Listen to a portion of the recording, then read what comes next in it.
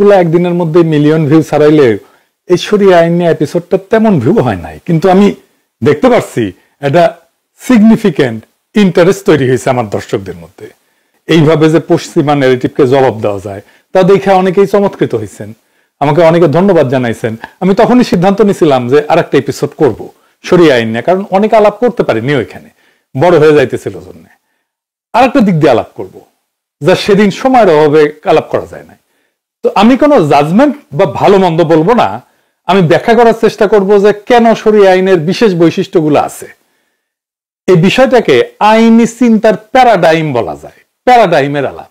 শরিয়া আইনের প্যারাডাইম আর পশ্চিমা আইনের প্যারাডাইম আলাদা, দুই জগৎ, ভিন্ন জগৎ। তাই দুই আইনি কাঠামোর সরাসরি তুলনায় চলে না। প্যারাডাইম মানে কি?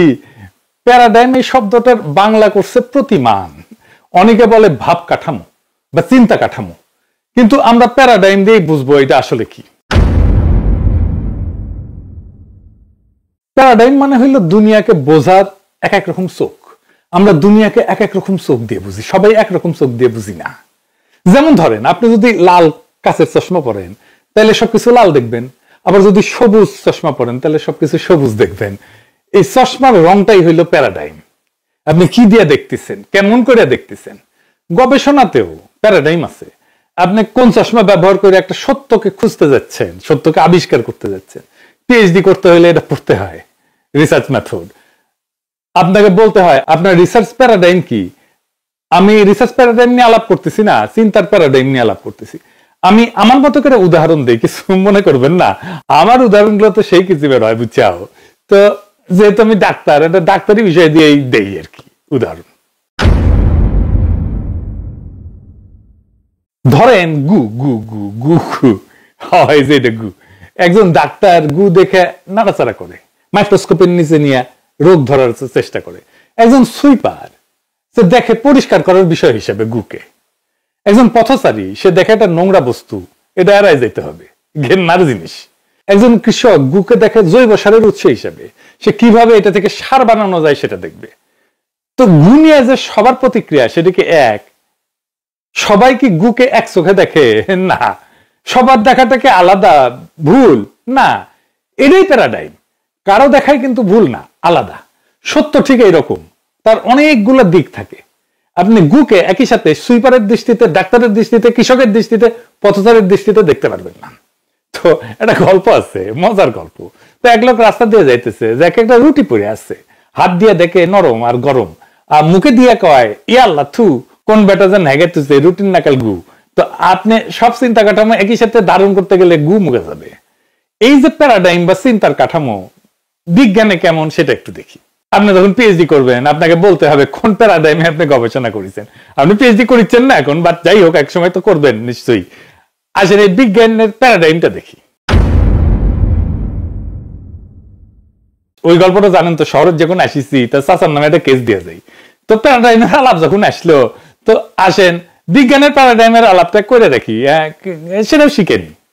তো আমি ডাক্তারি থেকে উদাহরণ দিই, বুঝাইতে সুবিধা হয় আমার ডাক্তারি থেকে উদাহরণ দিলে।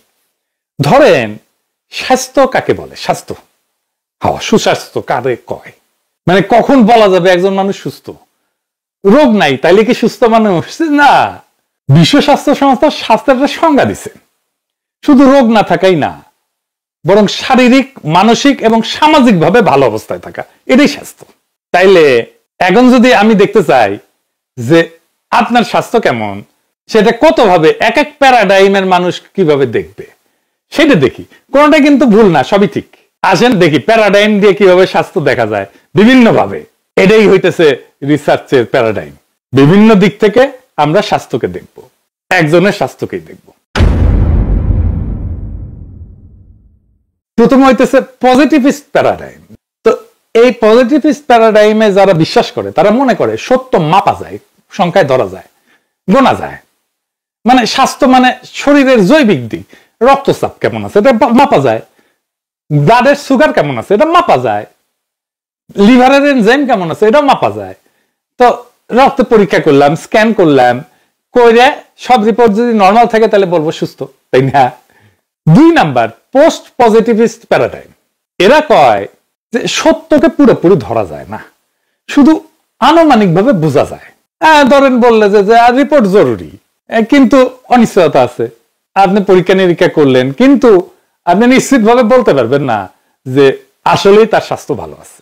নর্মাল আসলেও কভার পারবেন না, কইতে পারবেন সম্ভবত সুস্থ, তবে 100% নিশ্চিত না।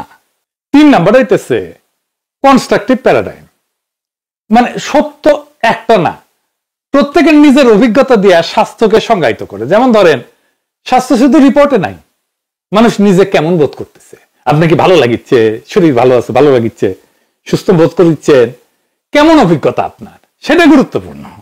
মানে আপনার রিপোর্ট সব ঠিক আছে, কিন্তু আপনি ভালো বোধ করছেন না, তাহলে কি আপনার স্বাস্থ্য ঠিক আছে? নাই তো। এরপরে 4 নাম্বার হইতেছে ক্রিটিক্যাল প্যারাডাইম, মানে ধরেন জ্ঞান এবং স্বাস্থ্য এটা নিরপেক্ষ না। মানে কি? মানে ধরেন ক্ষমতা, শোষণ, বৈষম্য দিয়ে নিয়ন্ত্রিত। স্বাস্থ্য মানে শুধু শরীর না, সমাজের ক্ষমতা, দারিদ্র্য, বৈষম্য সবকিছু স্বাস্থ্যকে প্রভাবিত করে। যেমন ধরেন আপনার টাকা নাই, আপনার যে পরীক্ষা করা দরকার ছিল সেই পরীক্ষাটা করা গেল না।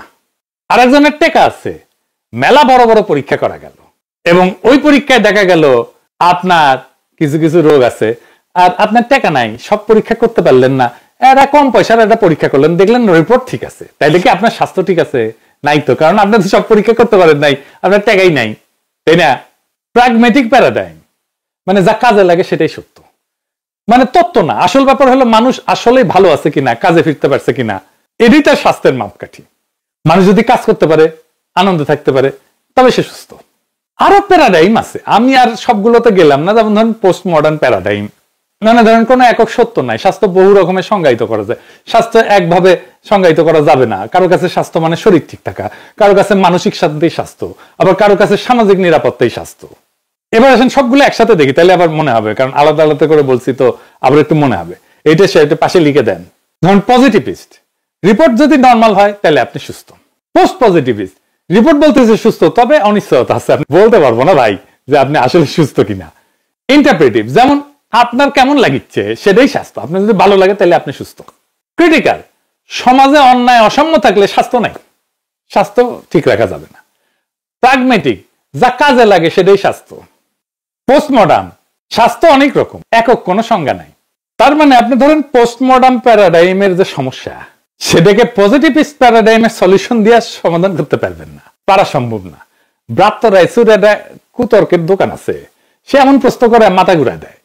এটা একটা ইন্টারেস্টিং ট্রিক। ধরেন আপনি এক প্যারাডাইম থেকে আলাপ করতেছেন, সে আর এক প্যারাডাইম থেকে প্রশ্ন করবে। মানে আপনি একজন পথচারী, পথচারী হয়ে কইতেছেন রাস্তার মধ্যে হ্যাগে রাখছে, এটা কিছু হইলো, সি সি সি সি। ব্রাত্য রাইসে এসে কবে হাগা দিয়া তো সার হয়, আপনি বিনা পয়সায় সার পেলেন, হ্যাগে রাখছে তো আপনার সুবিধা হইল, তো ভালো হইল না আপনার? ওনারা ধন্যবাদ দেন, হ্যাঁ বুঝি চাও। তাইলে প্যারাডাইমের আলাপ বুঝলেন। এইবার আসেন আমাদের মূল আলাপে আসি, শরিয়া আইন আর পশ্চিমা আইনের প্যারাডাইমের আলাপ। শরিয়া আইনের প্যারাডাইমের মূল ভাবনা হইল আইন আসে আল্লাহর কাছ থেকে, তাই মানুষের বানানো নিয়ম না, বরং ধর্মীয় শাস্ত্র থেকে নিয়ম নির্ধারিত হবে। এইখানে ন্যায়, অন্যায়, শাস্তি, পুরস্কার সবই ধর্মীয় ভিত্তির সাথে জড়িত।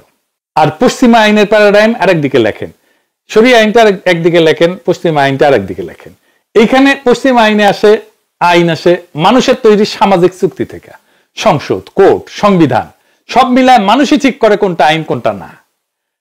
ধর্মকে এখানে বাইরে রাখা হয়। দুটোই আইন, কিন্তু চশমার রং আলাদা। একটার মূল দৃষ্টি ধর্মে, আর একটার মূল দৃষ্টি মানুষের তৈরি নিয়মে।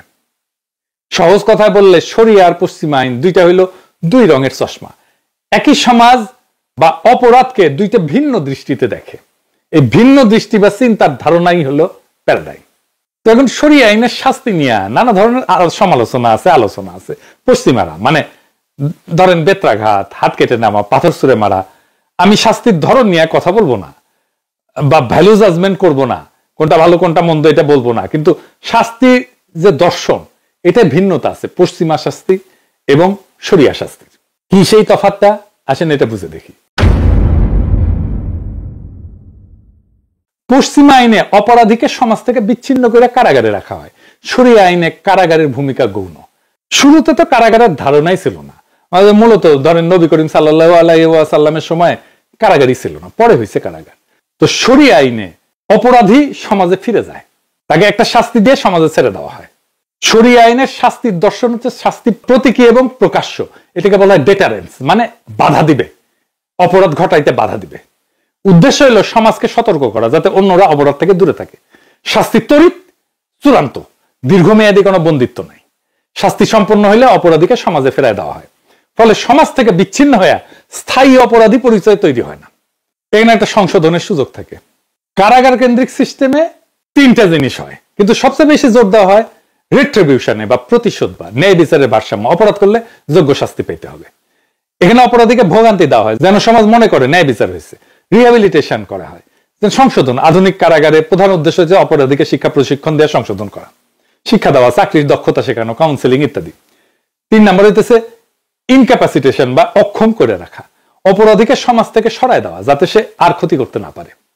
এই জন্য দীর্ঘ কারাদণ্ড বা মৃত্যুদণ্ড এই উদ্দেশ্যে ব্যবহার করা হয়। তুলনা করলে বলা হয়, একদিকে লেখেন শরিয়া আইন, এডিটর সাহেব, এটা প্রধানত ডেটারেন্স, ভীতি প্রদর্শন, প্রতীকী শাস্তি, দ্রুত প্রয়োগ।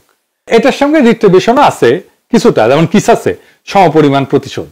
পশ্চিমা আইনে ডান পাশে লেখেন প্রধানত রিট্রিবিউশন। রিট্রিবিউশন শরিয়া আইনে সেকেন্ডারি, পশ্চিমা আইনে retribution primary. 2 number rehabilitation, 3 number ইনক্যাপাসিটেশন।